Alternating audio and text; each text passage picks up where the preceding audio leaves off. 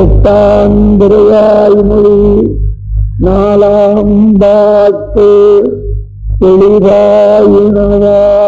என்று தன் கண்கள் என் கண்கள் கணிப்ப களிதாகிய சிந்தையனாய் கழிக்கின்றேன் கிளிதாகிய சோலைகளே திருப்பேரான் தெளிவாகிற கேள்விகொண்டு கருவானே கிளிகள் தாவும்படி அடர்ந்த சோலைகளாலே சூழப்பட்ட திருப்பேர் நகரிலே வாழ்கின்ற எம்பெருமான் தெளிந்த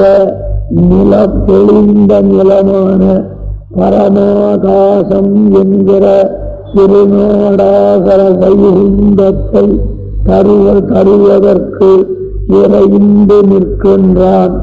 ஆகையினாலே அந்த விடாய்த்த என்னுடைய கண்கள் இந்த எளிமைக்கு ஈடுபட்டு கழித்ததாக பரமானந்தசாலியாக நெஞ்சை உடையலனாய் இருக்கிறான் என்பது பொதுப்பொருள்.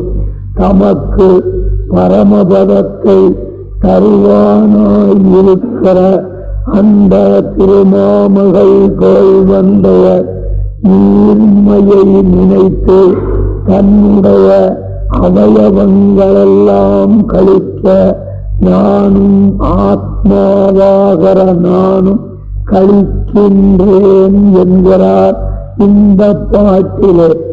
எளிதாயினவாறு அரியது எளியதாகும். அரியனான எம்பெருமானை பெறுதலும் எளியதாகும் என்பது போல் இப்படி அரியனான எம்பெருமான் எளியனானதை நாம் எங்கே கண்டோம் என்று கேட்டால் இரண்டாம் திருவந்தாதியிலே பூரத்தாழ்வார் இதை காட்டினார்.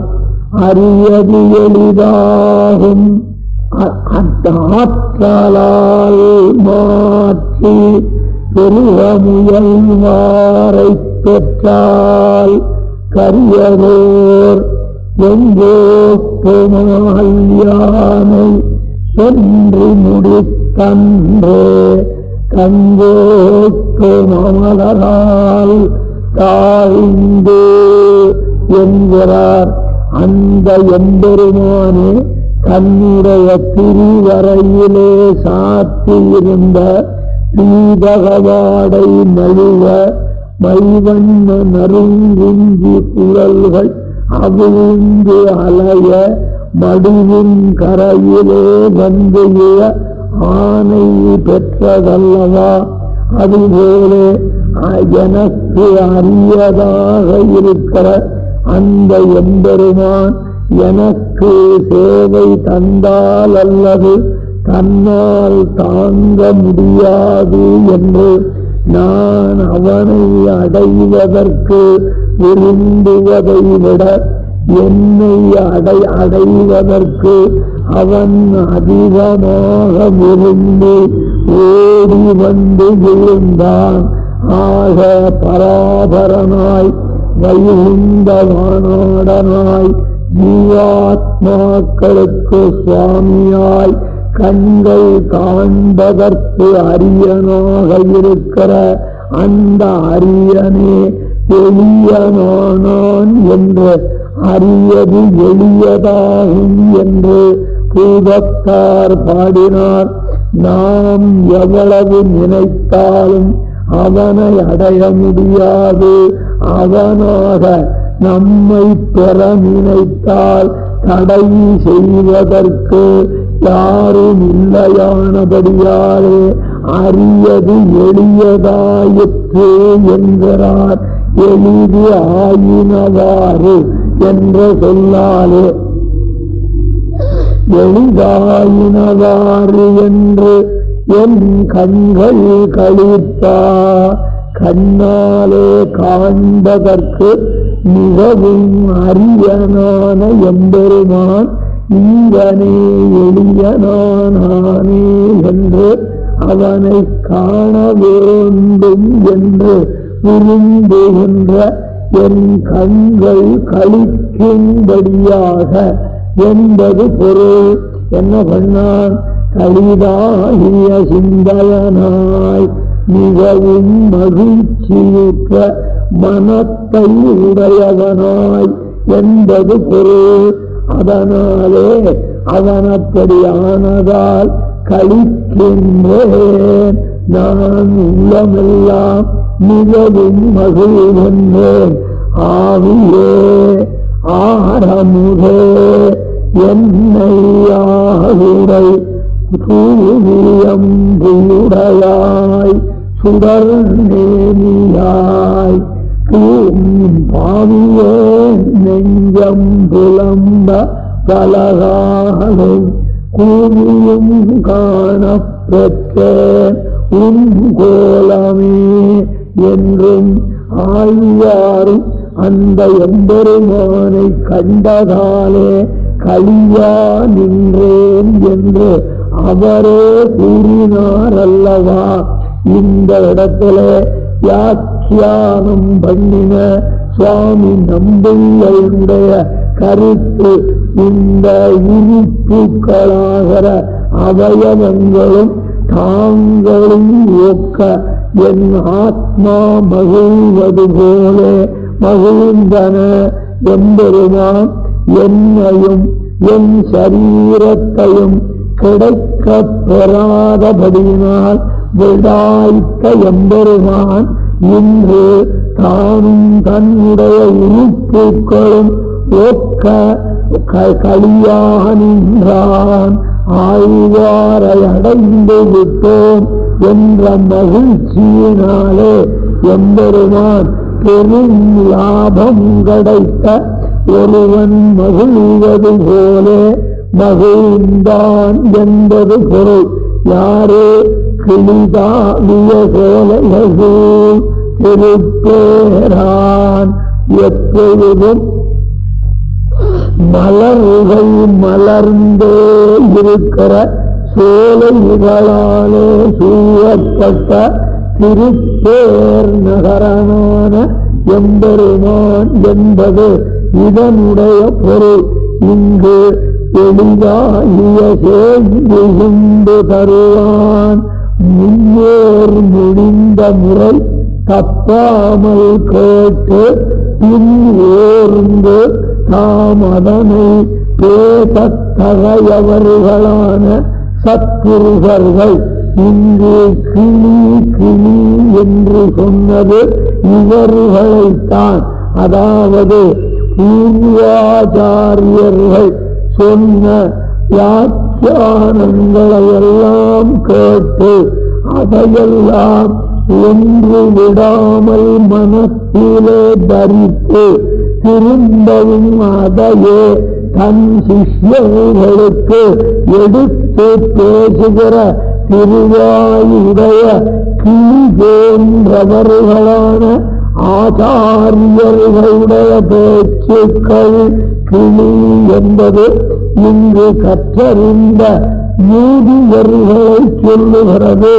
அப்பேற்பட்ட எம்பெருமான் இப்படிப்பட்ட சத்புருஷர்கள் வாழும் இடமான திருப்பேர் நகரில் உரையப் பெற்ற பெருமானான்.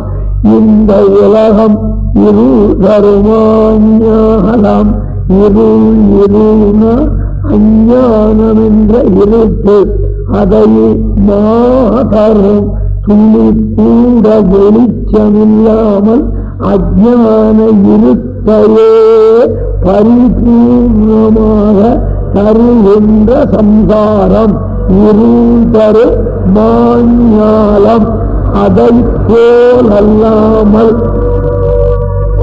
எப்போதும் தெளிவையே பண்ணக்கூடியதான திருநாடாகிற அந்த சீவைகுண்டத்தை எனக்கு தருவதாக தெளிந்திருந்தான்.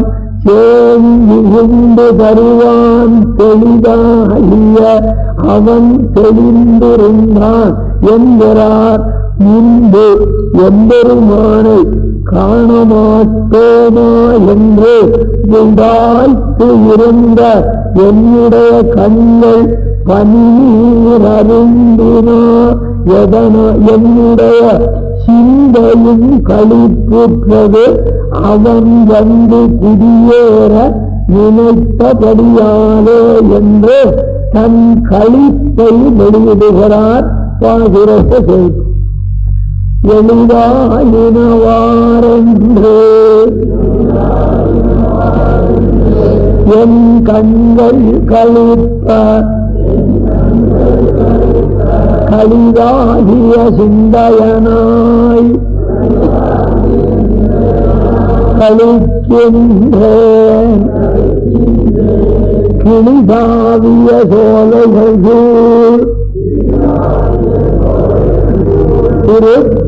திருப்பேரான் தெளிவாகிய சேமிகுண்டு தருவானே வானே தருவானக்காய் என்னோடொத்து உனே உரம்பை அதனுள் புகுந்து நின்று தானே தடுமாற்ற வினைகள் தவிர்த்தான் தேனேறில் தென் திருப்பேர் நகரானே என்கிறார். அதாவது வண்டிகள் செறிந்த சோலைகளை உடையதான திருப்பேர் நகரிலே சங்கல்பித்துக் கொண்டு என்னோடு பிரதிஜை பண்ணி இந்த மாம்சமயமான சரீரத்திற்குள்ளே நின்று தானே வந்து புகுந்து தன்னை பிரிந்து தடுமாறுவதற்கு காரணமான புண்ணிய பாபங்களை போக்கி அருளினான் என்பது இதனுடைய பொருள். திருப்பேர் நகரான் பரமபதத்தை எனக்கு தருவானாக தீர்மானம் பண்ணி என்னோடு பிரதிஜையும் பண்ணி தானே பரமபதம் போவதற்கு விரோதிகளாக இருந்தவைகளையெல்லாம் போக்கி தருவதாக என்னிடம் சபதம் பண்ணினான் என்பது பாட்டின் பொருள். எனக்கு வானே தருவானாய் என்னை இந்த உலகிலேயே வைத்து என்ன பண்ணணும்னு கேட்டா அமுதமன்ன கவிகளை பாடும்படி செய்திருக்க வேண்டும். ஆழ்வாரே அடியாறுகள் அமுதமருந்துவது போல பாடி கழிப்பதற்கு திருவாய்மொழி முழுவதும் பாடி முடித்துவிட்டு சொன்ன காரியத்தை தலை கட்டிவிட்டேன். இனிமேல் நீர் இங்கு இருக்கலாகாது, வைந்த வான்மகர் விரைவில் நுழைவீர் என்று எனக்கு வானே தருவானாய் வந்தான். பரமபதத்தை தருவதற்காக என் எதிரிலே வந்து நின்றான். இங்கு வான் தருவானாய் என்றால் போதுமே, வானே என்று அவதாரணம். அந்த ஏகாரம் ஏனிட்டார் என்றால் நான் முதலானவர்கள் குடியிருப்பு ஆழ்வாருடைய பெருமைக்கு தக்கதன்று. இவரை பிரம்மலோகத்துக்கு அனுப்பலாமான்னு பார்த்தா அந்த பிரம்மா ஆழ்வாரை வச்சு பார்க்கிற போது சாதாரண சம்சாரியா தெரிஞ்சார். ஆகையினாலே இவருக்கு ஏற்ற இடம் சதுர்முக லோகமல்ல, மோட்சலோகமே என்று எம்பெருமான் தீர்மானம் பண்ணினான். ஆகையாலே வான் தருவானல்லன் வானே தருவான். வேற தருவதற்கு இல்லை. சொர்க்கம் கொடுக்கலாமா, கைலாசம் கொடுக்கலாமா, அந்த பிரம்மலோகம் கொடுக்கலாமா அப்படின்னு பார்த்தா இவருடைய தகுதிக்கு அவர்களெல்லாம் பெரிதல்ல. அவர் தன்னையே பாடினார். அவர்க்கு வானையே தருவோம், வைகுந்தத்தையே தர வேண்டும் என்று எம்பெருமான் தீர்மானம் பண்ணினான். அதாவது நான் யாரு, எந்த காலம் தொடங்கியது என்று சொல்ல முடியாத அநாதி காலமாய் சம்சாரியாய் இருந்தவனான எனக்கு நித்திய சூரிகள் வாழும் இடத்தை தருவானாக சங்கல்பித்து அருள்விட்டானே. அவன் சங்கல்பம் பண்ணிட்டா அப்புறம் மாறுவான். அவன் சத்தியசங்கல்பா வைகுண்டம் தரணும்னு தீர்மானித்துட்டா அதை தானே மறுபடியும் மாற்றிக்கொள்ள நினைத்தாலும் முடியாது. அது அவனுடைய தன்மை. ஆகையாலே வானே என்று ஏவதாரம் இடுகிறார். அங்கே அதுக்கு மேலே என்னோடு ஒட்டு என்னோடு சபதம் பண்ணி என்பது பொருள். எவ்விதமான சபதம் என்றால் இன்று ஆழ்வார்க்கு பரமபதம் கொடுப்பதா இல்லை திருநாட்டுக்கு தலைவனும் பெயரை நான் உயர்ப்பதா ரெண்டிலே ஏதாவது ஒன்றை செய்ய கடவேன். இன்னைக்கு ஆழ்வாருக்கு மோட்சத்தை கொடுக்கிற வேண்டியதான். அவனுக்கு மேலே அப்படி கொடுக்காத போனேன்னா பரமபதத்திற்கு இவன் என்ற பெயரை இழந்து விடுவேன். இவருக்கே கொடுக்கலன்னா என்னடா பெருமாள், என்ன வைகுண்டநாதன் ஆழ்வாருக்கே மோட்சம் தரல விடுறாய்வனே அப்படின்னு உலகமே என்ன கைவுக்குமே என்று என்னோடு ஒட்டு என்னிடம் சபதம் பண்ணினான்.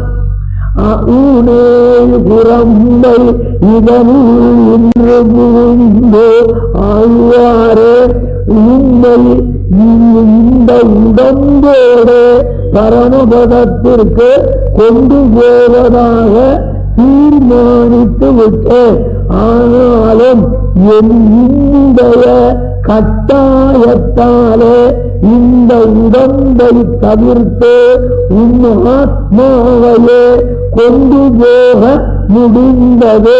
இனிமேல் நான் இருப்பேனானால் பெருமாளே இன்னொரு 50 வருஷம் திருநகரியில் இருக்கிறேனேன்னு கிடைச்ச ஆத்மாவையும் கொண்டு போக விடமாட்டேன். ஆகையாலே விரைகின்றேன். ஆனாலும் என்ன ஆழ்வாரே இனிமேல் என்னால் தாமதித்திருக்க முடியாது என்று சொல்லி தசைகள் மிகுந்திருப்பதாய் ஆத்மாவுக்கு இருப்பிடமாய் இருக்கிற தாழ்ந்ததான இந்த சரீரத்திலே மேலைய கலக்கலன்றைக்கே தண்ணீர் பருக வேண்டும் என்று வேட்கையுடைய விடாயர்கள் மடுவின் ஆழத்திலே நுழைவது போல என் சரீரத்தை கெட்டியாக அணைத்துக் கொண்டான். என்ன அடுத்த வினாடி இவரை சீதை விந்தம் கொண்டு போனா இவர் சரீரத்தை விட்டுருவர், இது எனக்கு கிடைக்காதுன்னு ஆற சமுத்திரத்திலே ஸ்நானிப்பாறை போல வியாக்கியானம் அப்படியே அழிந்த தழுவினான்.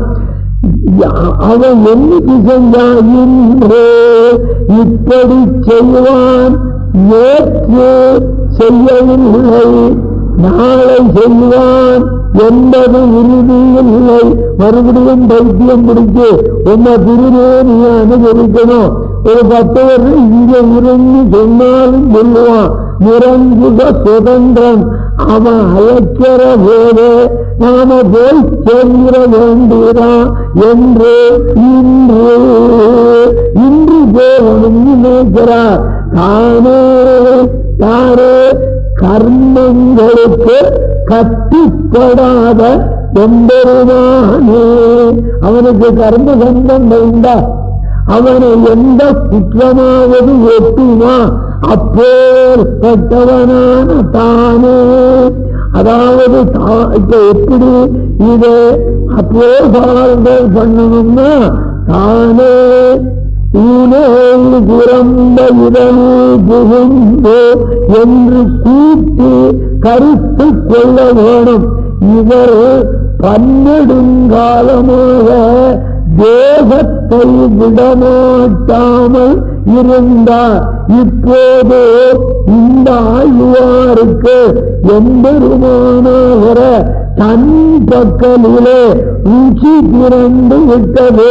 பிரகிருதியோடு சேர்க்க இல்லாததான இதிலே வந்து புகுந்தான். எதிலே? ஆத்மாவின் உள்ளே வந்து புகுந்தான். தூண்டான்னா அவன் ஆத்மாவின் உள்ளே என்னைக்குமே இருக்கான். இன்னைக்கு ஆழ்வாருக்கு பிரகாசமானான். ஆழ்வார் எப்ப பார்த்தாலும் சேவிக்கிற மாதிரி அந்த உள்ளே காட்சி தருகிறானா. அதத்தான் தானே அப்படிங்கிறார். உள்ள வந்து சேவை கண்டான். இதிலே தான் என்றால் அதுக்கு மேலே போகியே அவன் போக்கியமாக, அதாவது சர்வேஸ்வரன் இனிய பொருளாக கொண்டு உள்ளே புகிற இவர் இதனுள் இந்த இது, அதாவது தேகங்களே நிரம்பின இந்த சரீரத்துக்குள்ளே அவன் புகுந்தானே. என்ன வாத்சல்யமோ! காமினியின் அழுக்கு உகக்கும் காமுகன் போலேயாய். இந்த உடம்பு அழுக்குடம்பு நான் சொல்றேன். அழுக்கா? ஒன்று உடம்பு அழுக்கு இல்லையோ, அது போக்கியம் அல்லவா என்று இதனில் புகுந்தான் என்கிறார். அதுல தானே தான் சொன்னா போறாரா? அதுல ஒரு பிரிநிலை பொருள் அவதாரணம்.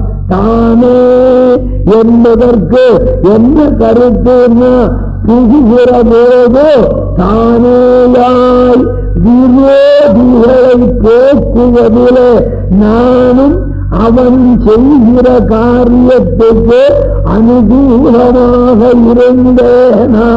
அவன் உள்ள புகுந்தா விரோதிய போக்கினா நானும் இருந்தேன். அப்பப்போ விரோதிய போக்குறதுக்கு ஒரு கத்தி எடுத்து கொடுத்திருக்கலாம், ஒரு வில்ல எடுத்து கொடுத்திருக்கலாம், இப்படி ஒரு கைங்கரியம் பண்ணலாம். ஆழ்வே நீ மென்மையானவர், இது உனக்கு வேண்டா, நான் பார்த்து கொள்ளுகிறேன். காவலனுக்கு எஜமானன் எடுத்து கொடுப்பதுண்டோ? ஆறு சொல்றான், சர்வேது சரஞ்சனான சர்வேஸ்வரன் நான் எடுத்துக்கணும், நான் உனக்கு வேலைக்காரன், நீரா எனக்கு வேலைக்காரு, இதை எடுத்து கொடுக்கலாமா?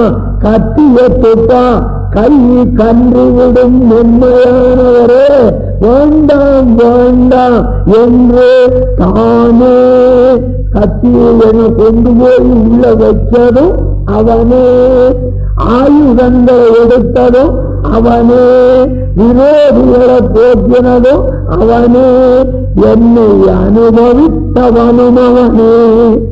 எல்லாமே அவன் அனுபவம் தானே தவிர பெருமாளை சேவிக்க இன்னைக்கு நெஞ்சு கூற ஆனந்தமாக இருக்கிறதுன்னு சொல்லக்கூடாது. என்ன அவன் முன்னாலே கொண்டு காட்டினதாலே அவன் ஆனந்தமடைந்தானா? ஒரு ₹1,00,000 ஒருத்தர் கொடுத்தா ₹1,00,000 ஆனந்தப்படுவான், வாங்குறவன் ஆனந்தப்படுவானா? அதனால எம்பெருமான் உடையவனாகையாலே உடல்மை மகிழாது உடையவன் மகிழ்கிறான். புரியுறதா?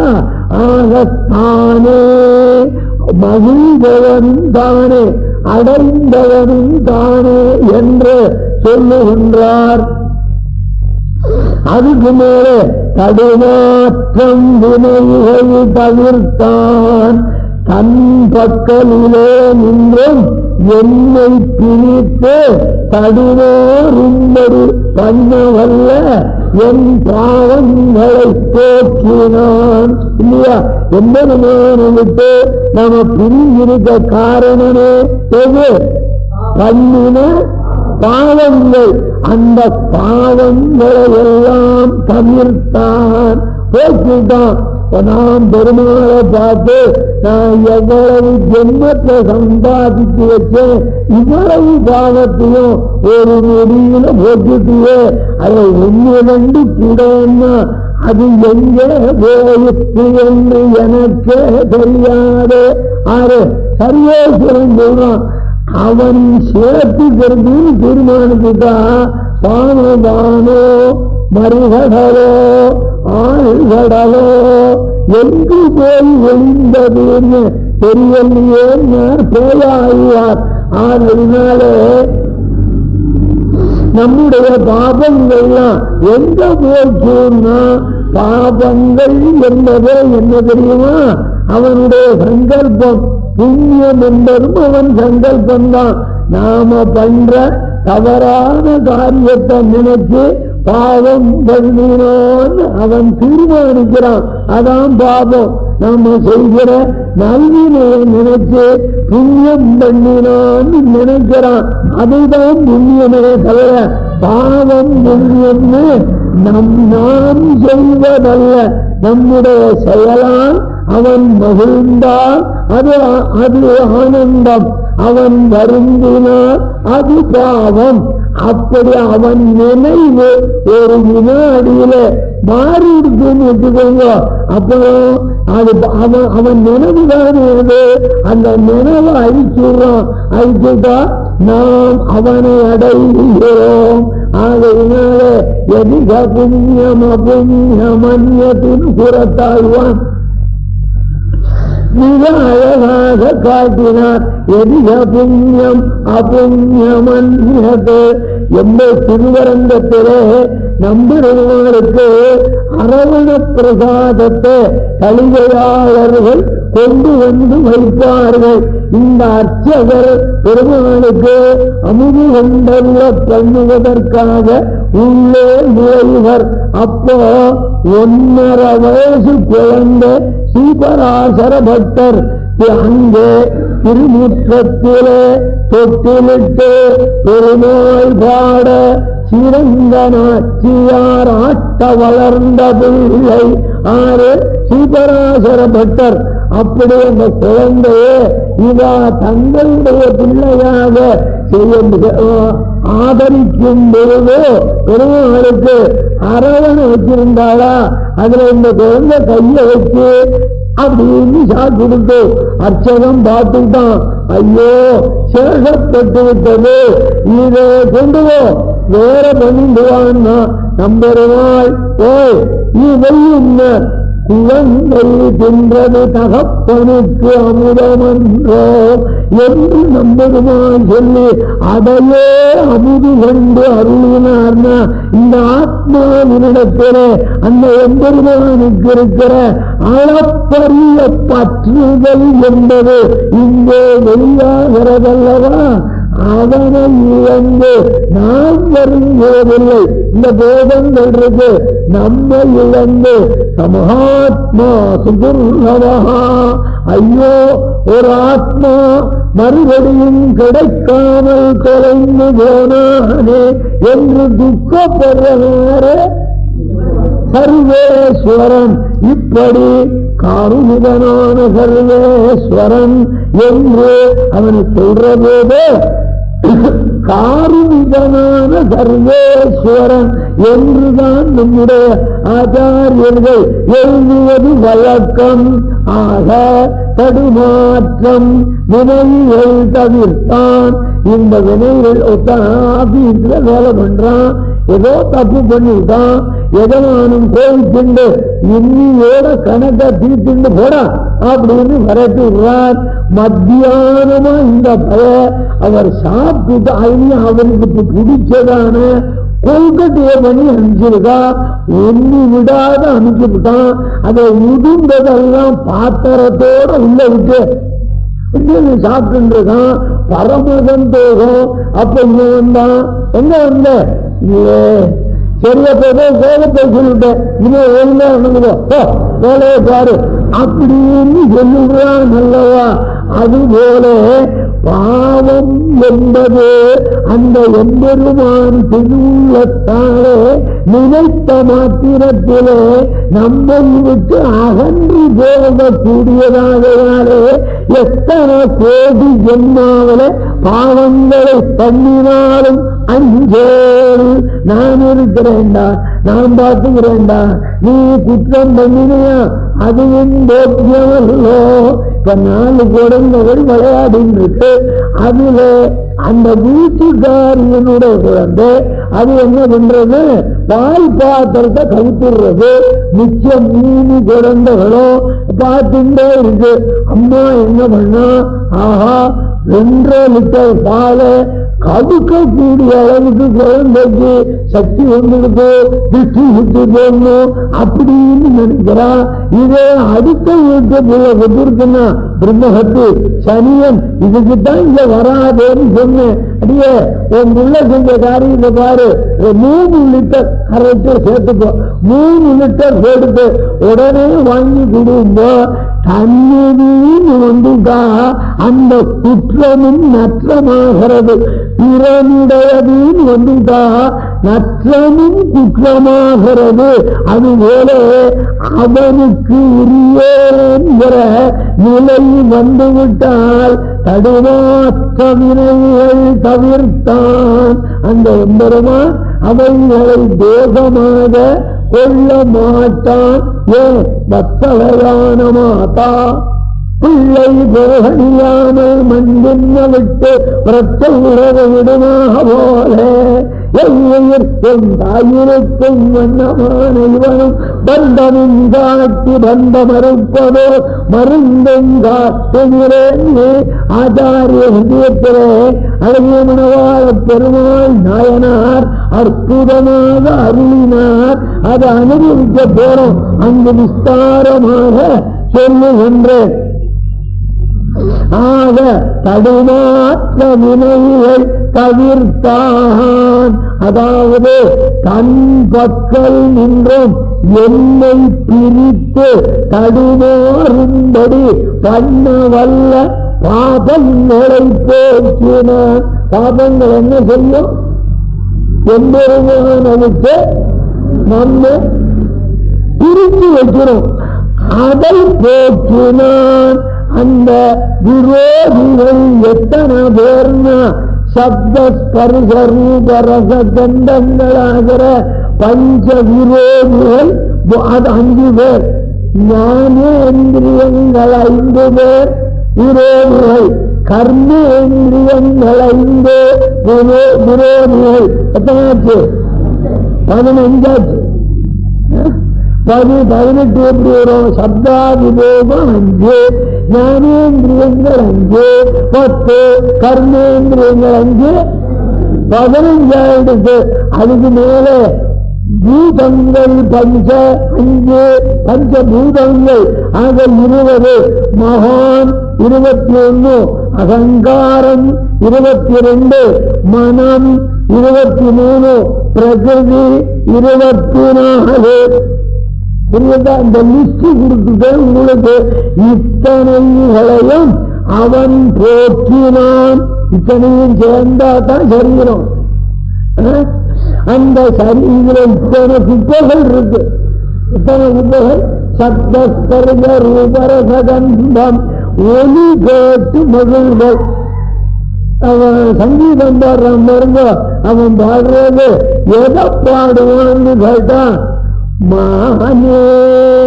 ஒரு பெண்ணை பார்த்து மானேம்மா, மகிழே புயிலே என் மனந்த பாவாய் பூவாய் அப்படின்னு இவன் பாடுறான் பாருங்க. இந்த சப்தம் விரோதி. புரியுதா? கோவிந்தா நாராயணா கேசவா, இந்த சப்தம் உத்தேசம். ஒரே ஒலி ரெண்டுக்கும் காரணமா இருக்கு. அதுக்கு ஒரு ஸ்பர்ஷ தீண்டுதல். சேமமே வேண்டித்து வினைதெருக்கு தெரிவல் மாறுவமே மருவி என்று அந்த சரீரத்தில் உள்ள ஸ்பர்சம் தீண்டுதல் இருக்கு. அதை சுகம்னு நினைக்கிறானே, அது நரகத்தை தரும். எம்பெருமானுடைய திருவடிகள் ஆகா பாதாருந்துதமேவ பங்கஜரஜேடி விஜாலோகிதைகி அன்னம் நானிரதம்பதானவிதோ நீலாரவிந்தத்ரதர டோலாதே வனமாலய ஹரிபுஜேஹா கஷ்டசப்தாஸ்பதம் கேனச்சீரதி கோமலா தனுரியம் வாசாம் விமர்தட்சமா என்றும் சியை சமஸ்தசிதசித் விதான வசனம் ஹரே அங்கீகாரிவிராலோகைஹி சாத்தயந்தை கிருதோஞ்சலிஹி என்றும் ஸ்ரீரங்கேசய தவசவித்யாம் பகவதி ஸ்ரீயம் தொத்தோத்யச்சைர்வயமித பணமஸ்துணிதராம் சிவராசரபட்டர் அனுபவித்தார் அல்லவா. ஆக ஸ்பர்சம் அவனுடைய திருவடிகளை தூண்டுதல் உத்தேசம். புரியுதா? சப்தஸ்பர்ஷ ரூப. ஆஹா என்ன அழகா இருக்கா. மானே நோக்கு நல்லாய். மான போல பார்க்கிறான், மீன போல கண்கள். யாருக்கு? அம்பாளுக்கு. நம்ம ஆட்ட வந்த அம்பாளுக்கு. புரியுதா?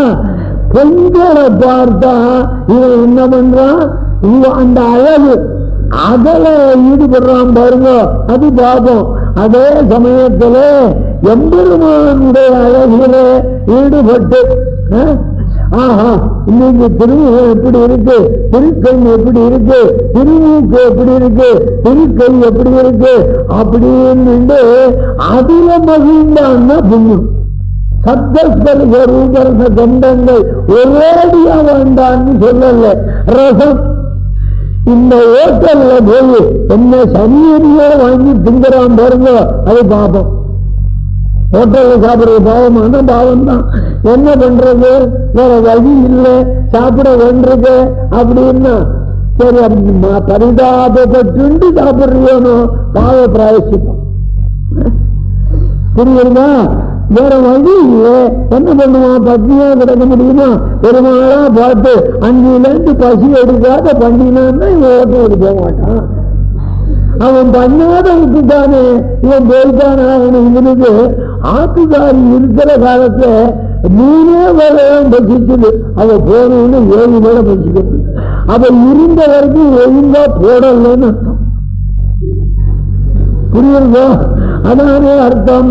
ஆக அந்த ரூப அழகு பெருமாள் தான் அழகே தவிர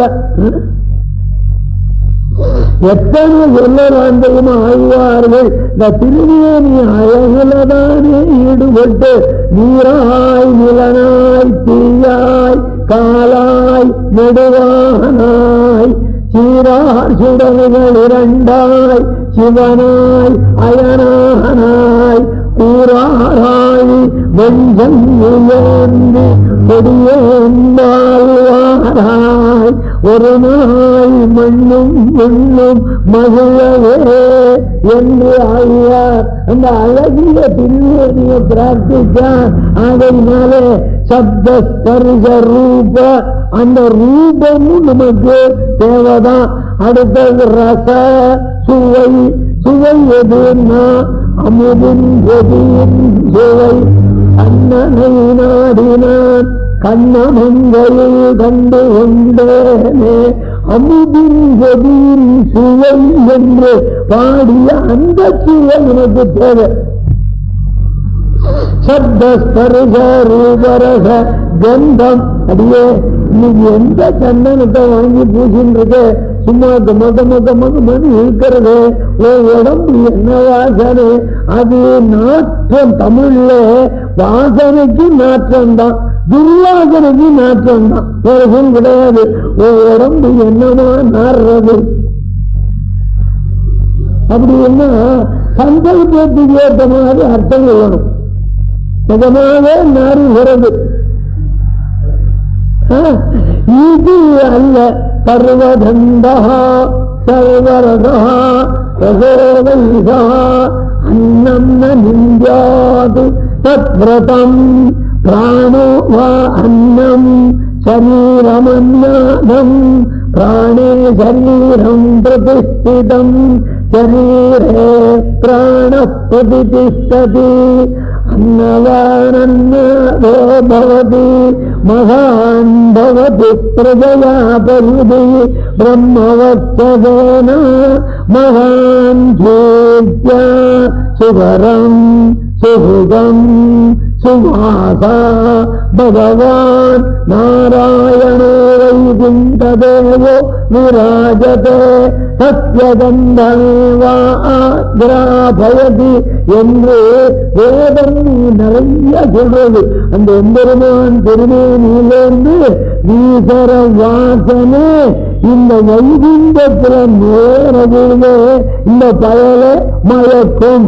ஆக இப்ப 5 சொன்னேனே, 5 பிராகிருதமாக இருந்தால் தவிர வேணும், அப்ராகிருதமாக இருந்தால் கொல்ல வேணும்.